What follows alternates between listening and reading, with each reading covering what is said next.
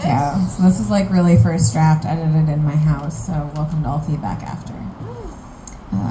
Oh wow, you take the bus? Aren't you scared? I never want to invalidate anyone's experience or victim blame. So I want to be clear that this is just the experience of a poet. I'm someone who came of age when femmes would warn each other rather than report. I learned how the sheep became the wolves.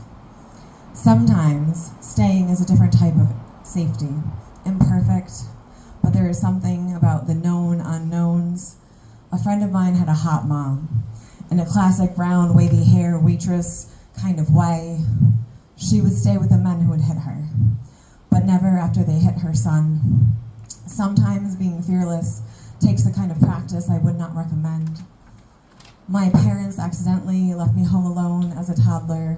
Sad part was I had already learned the lesson that no one comes when you cry.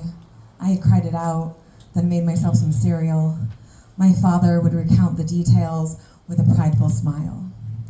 When I'm asked now about what it's like to ride the bus or take the train, Colorado problems are never Connecticut problems. From ages 7 to about 14 were honestly the hardest times when it comes to walking alone in public.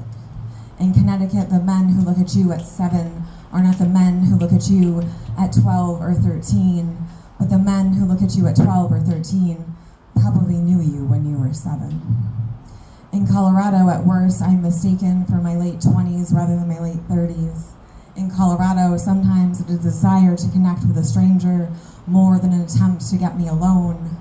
I'm well versed in different types of warfare. I will be short with my answers, but polite. If I have time, I may crack a joke.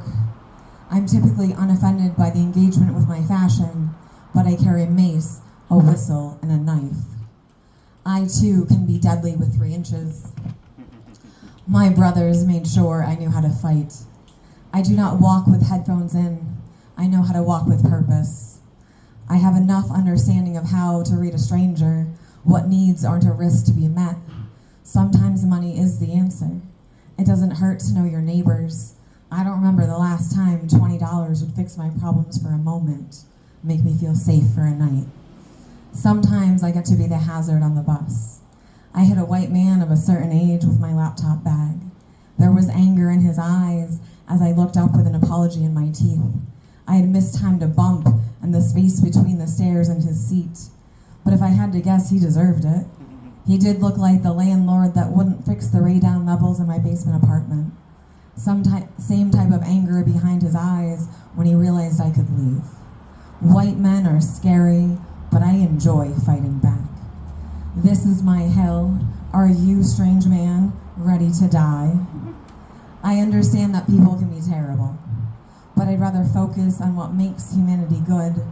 Some of the most interesting people I've ever met come from Colorado's scariest places. Some of my best interactions with strangers have happened on the bus.